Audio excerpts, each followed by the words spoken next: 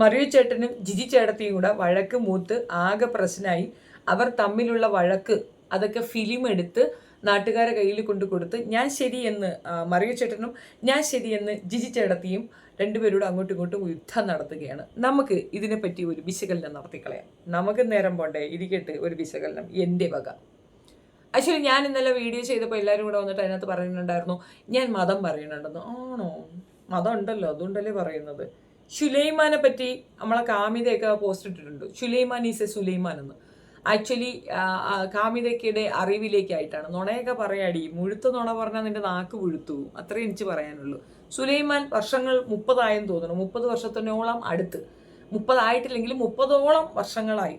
I mean അത്രത്തോളം അടുത്ത് കുറേ കാലമായിടെ അയാൾ പിരിഞ്ഞു പോയിട്ട്, ഇസ്ലാം വിട്ടു പോയിട്ട് അത്രയും കാലമായി.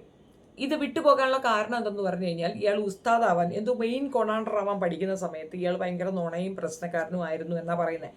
അങ്ങനെ പ്രശ്നം ഉണ്ടാക്കിയ ഇയാളുടെ നുണയും കള്ളത്തരങ്ങളും ഒക്കെ കണ്ടെത്തിയപ്പോൾ അവിടെയുള്ള മെയിൻ ഉസ്താദ് അവനത് ആ ഡിഗ്രി കംപ്ലീറ്റ് ചെയ്യാൻ സമ്മതിക്കാതെ പിടിച്ച് പുറത്താക്കി. അതായത് പണ്ഡിതനാകാനായിരുന്നു പുള്ളി പഠിച്ചത്. എന്ത് പണ്ഡിതൻ? ഇയാൾക്ക് പണ്ടേ പണ്ഡിതനാകുക എന്നുള്ള ഒരു ടേമിലുണ്ടായിരുന്ന ആളാണ്. അത് ഇസ്ലാമിൽ നടക്കത്തില്ല, നടന്നാൽ തന്നെ തുച്ഛമായ പൈസയെ കിട്ടുള്ളൂ എന്ന് മനസ്സിലാക്കിയ അയാളാണ് ബിസിനസ് ക്രിസ്ത്യൻ കമ്മ്യൂണിറ്റിയിൽ ഒരു പാസ്റ്ററോ അല്ലെങ്കിൽ ഈ രീതിയിൽ ഒരു പ്രഭാഷകനോ ആയാൽ കുറച്ചുകൂടെ മണി കിട്ടും എന്ന് മനസ്സിലാക്കിക്കൊണ്ട് ഓൺലി ഫിനാൻഷ്യൽ അതിന് വേണ്ടിയിട്ടാണ് ക്രിസ്ത്യൻ കമ്മ്യൂണിറ്റിയിലേക്ക് ഇടിച്ചു കയറിയത്. വാസ്തവത്തിൽ ഇയാൾ ബേസിക്കലി ഹിന്ദുവുമല്ല, ഇസ്ലാമുമല്ല, ക്രിസ്ത്യനുമല്ല. ഇയാൾ നല്ല ഒരു ക്രൂക്കഡ് മെൻറ്റാലിറ്റി ഉള്ളൊരു മനുഷ്യരാണെന്നാണ് എനിക്ക് മനസ്സിലായത്. ഇനി ഇവർ തമ്മിലുള്ള ഫൈറ്റ് നമുക്ക് കുറച്ച് ഭാഗാക്കാം.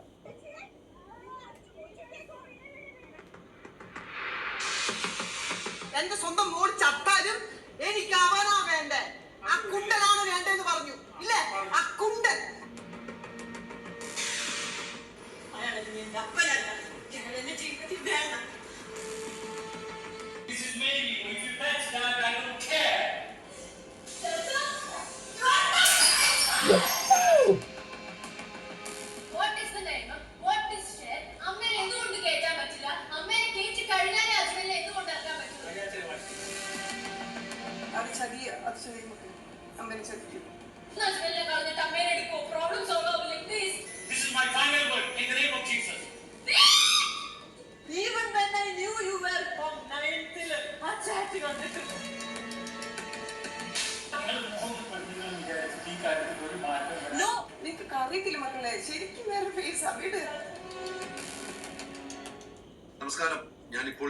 അപ്പോൾ ഇതിനകത്ത് പുള്ളി, അതായത് 1-to-1 ടോക്കിൽ വന്ന ഒരു വീഡിയോ ആണ്. ഇതിനകത്ത് പുള്ളി പറഞ്ഞ കാര്യങ്ങളെ റിലേറ്റ് ചെയ്തിട്ടുള്ള സംഭവങ്ങളാണ് നടന്നിട്ടുള്ളത്. അതായത് അമ്മയ്ക്ക് വേണ്ടിയിട്ട് മകൾ സംസാരിക്കുന്നു. മകൾ സംസാരിക്കുന്നതിൻ്റെ ഇടയിൽ അമ്മ കിടന്ന് ഒച്ചപ്പാടിടുന്നു. അമ്മയെ സ്റ്റോപ്പ് ചെയ്യുന്നു മകള്. ദെൻ അച്ഛനുമായിട്ട് സംസാരിക്കുന്നു. അച്ഛൻ എന്തുകൊണ്ട് അമ്മ പറയുന്ന കോംപ്രമൈസിന് തയ്യാറായിക്കൂടാ, പ്രോബ്ലം സോൾവ് ആകത്തില്ലേ എന്ന്. അതായത് മറിയോ പറയുന്ന ഒരു കാര്യം, ഇതിനകത്തൊരു ഫാമിലി ഇതാക്കേണ്ട കാര്യം, ഹിലോകാലിയ ഫാമിലി അല്ല, അതേസമയം അതൊരു ട്രസ്റ്റാണ്. ആ ട്രസ്റ്റിലേക്ക് പുറത്തുനിന്ന് ആൾക്കാർ വേണം, അതിൽ അജ്മൽ വേണം. പക്ഷേ അജ്മലും ഇദ്ദേഹവും തമ്മിൽ കുണ്ടൻസ് ആണ് എന്നാണ് ജിജി പറഞ്ഞു വെക്കുന്നത്. ആൻഡ് ദാറ്റ് ചാറ്റിംഗ് ഒക്കെ അവർ കണ്ടു എന്നും പറയുന്നുണ്ട്. എനിക്കതൊന്നും മനസ്സിലാകുന്നില്ല. ഒരു വ്യക്തിക്ക് അങ്ങനെ ഒരു സിറ്റുവേഷൻ ഉണ്ട് എങ്കിൽ ഇവരെങ്ങനെയാണ്, ഇവർക്ക് ഇതുവരെ അത് മനസ്സിലായിട്ടുണ്ടായിരുന്നില്ലേ? ഇത് സത്യത്തിൽ ജിജി ഒരു ഓവർ കുടികാരത്തി ആയിരിക്കാൻ ചാൻസ് കുറവാണ്. അതേപോലെ ഇയാൾ കുണ്ടൻ ആകാനും ചാൻസ് കുറവാണ്. ഇത് രണ്ടുപേരും ജയിക്കാൻ വേണ്ടി അങ്ങോട്ടും ഇങ്ങോട്ടും പറയുന്നതാണ്. ആക്ച്വലി ജിജിയെ അടിച്ച് താഴ്ത്താൻ വേണ്ടിയിട്ട് ഏറ്റവും ഈസി ആയിട്ട് പറയാൻ പറ്റുന്ന ഒരു കാര്യം കള്ള് കുടിക്കും എന്നുള്ളതാണ്. അവർ മേ ബി കുടിക്കുമായിരിക്കാം, ഇല്ലയെന്നൊന്നും തർക്കമില്ല. പക്ഷേ അതൊരു ഭയങ്കര ചെയിൻ പിന്നെന്താ ഡ്രിങ്ക് ആണ് എന്ന് ഒന്നും എനിക്ക് തോന്നുന്നില്ല. അതിൻ്റെ കാരണം കുട്ടികൾ അവർക്ക് സപ്പോർട്ട് പറയുന്നുണ്ട്.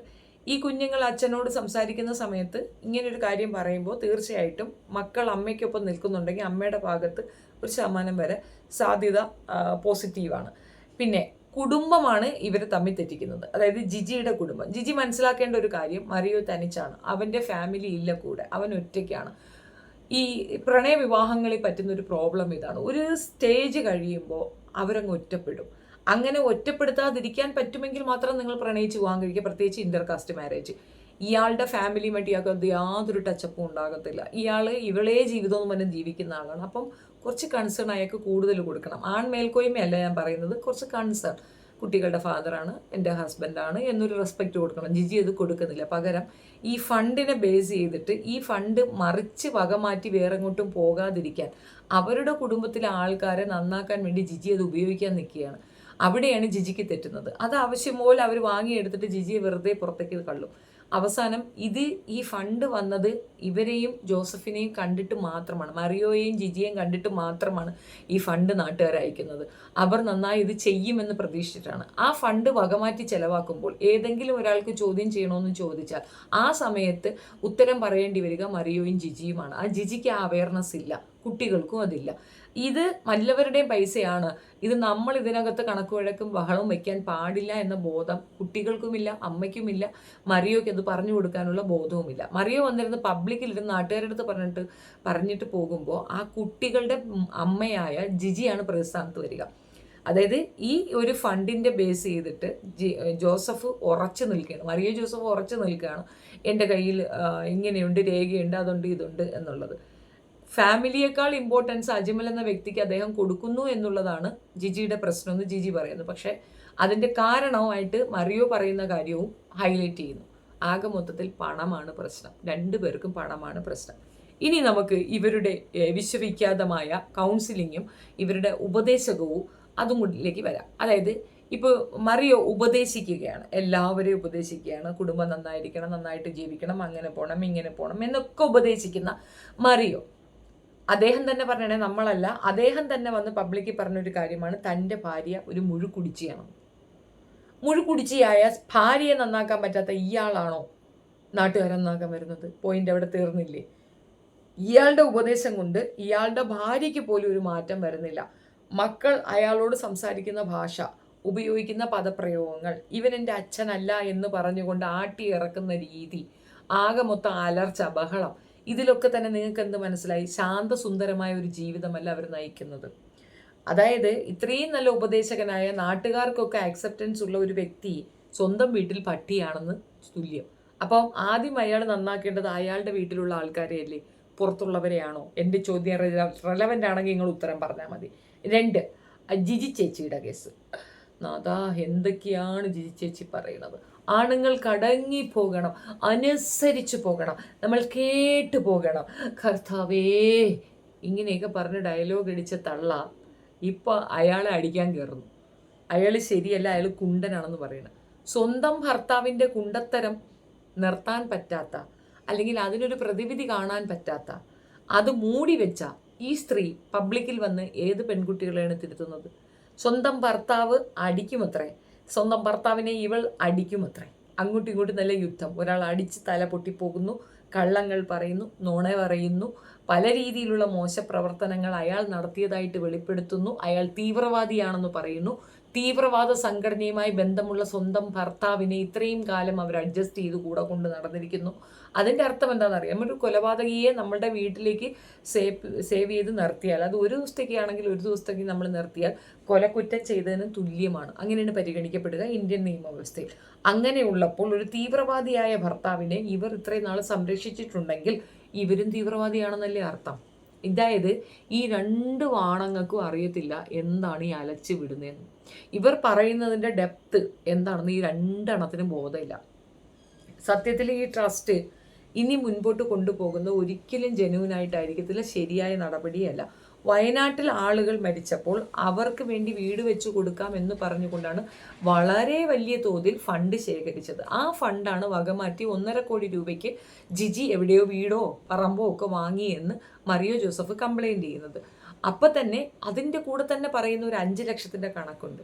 ഫണ്ട് ഇതിൽ നിന്ന് 5 ലക്ഷം രൂപ പോയപ്പോൾ ഓഡിറ്റിംഗ് ചെയ്തപ്പോൾ മാത്രമാണ് പുള്ളിക്ക് അത് മനസ്സിലായത്. പുള്ളിക്ക് ആ പണം പോയപ്പോൾ അറിഞ്ഞിട്ടുണ്ടായിരുന്നില്ല. കാരണം അവിടുത്തെ അക്കൗണ്ടൻറ്റ് ജിജിക്കൊപ്പം നിന്നുകൊണ്ട് കള്ള ഒപ്പിട്ടി സംഗതി എടുത്തു. ഫോർജറി കേസിൽ വാരിയകത്തു പോകും. അയാളെ കംപ്ലൈൻറ്റുമായിട്ട് മുൻപോട്ട് പോയാലാണ്. അയാൾ എന്തുകൊണ്ട് അത് ചെയ്യാത്തതിന് പകരം അയാൾ ഇങ്ങനെ നടന്ന് ഇൻ്റർവ്യൂ എടുത്ത് ഈ പ്രശ്നം ഇങ്ങനെ കത്തിക്കുന്നു? പുള്ളിക്ക് പല ഭാഷകളിൽ സംസാരിക്കാൻ അറിയാം, പല രീതിയിൽ കൗൺസിലിംഗ് നടത്താൻ അറിയാം. അതുമായി പുള്ളി മുൻപോട്ട് പോയാൽ തന്നെ പുള്ളി ഇതൊക്കെ ഉപേക്ഷിച്ചിട്ട് ഇതെല്ലാം ജിജിക്ക് വിട്ടുകൊടുത്തിട്ട് അയാളെ പാട് നോക്കി അങ്ങ് പോയാൽ തന്നെ പൊതുസമൂഹത്തിനൊരു അവയർനെസ് ഉണ്ടാകും.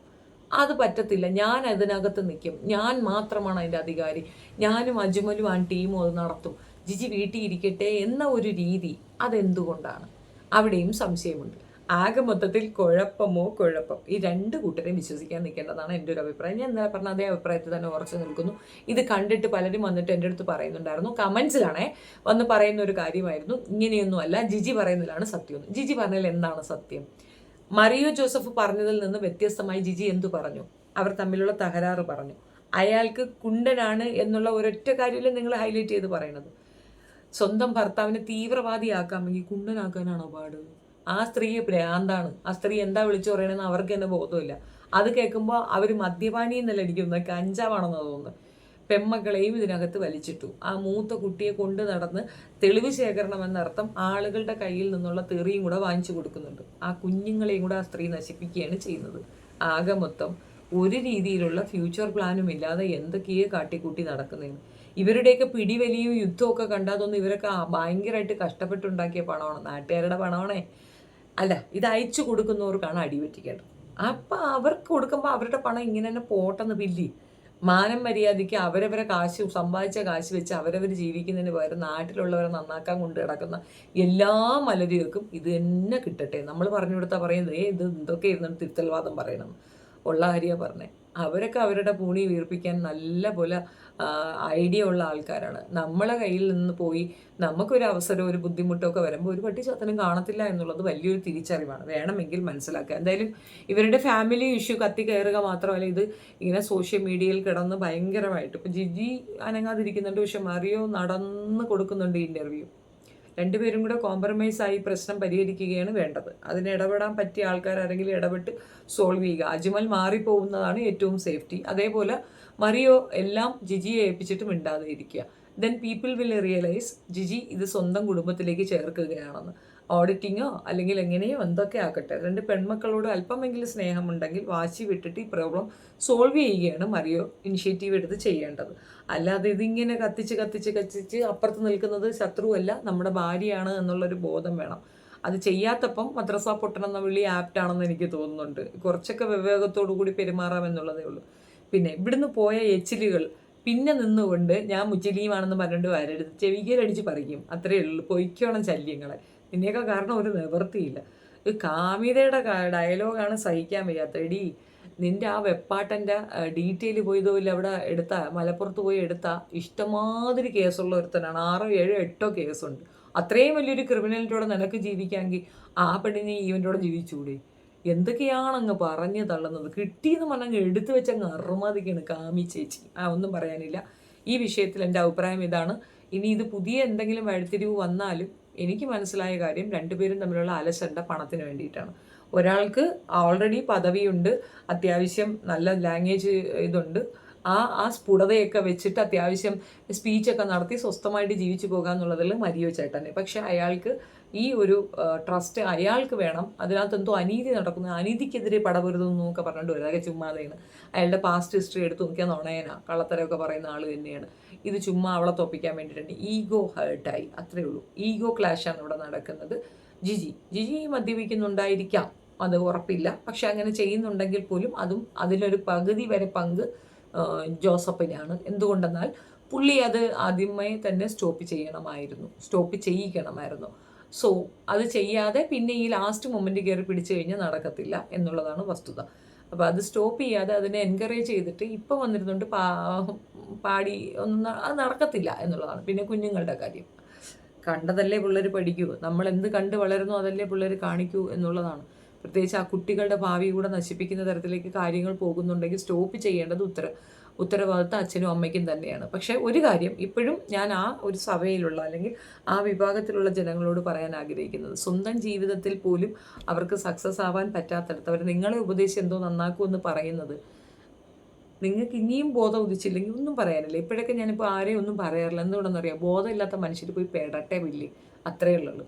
കഴുതകളാണെന്നേ, രണ്ടിനും യാതൊരു രീതിയിലുള്ളൊരു ക്വാളിറ്റി ഇല്ല. രണ്ടും പ്രഭാഷകരാണ്, ഉപദേശികളാണ്.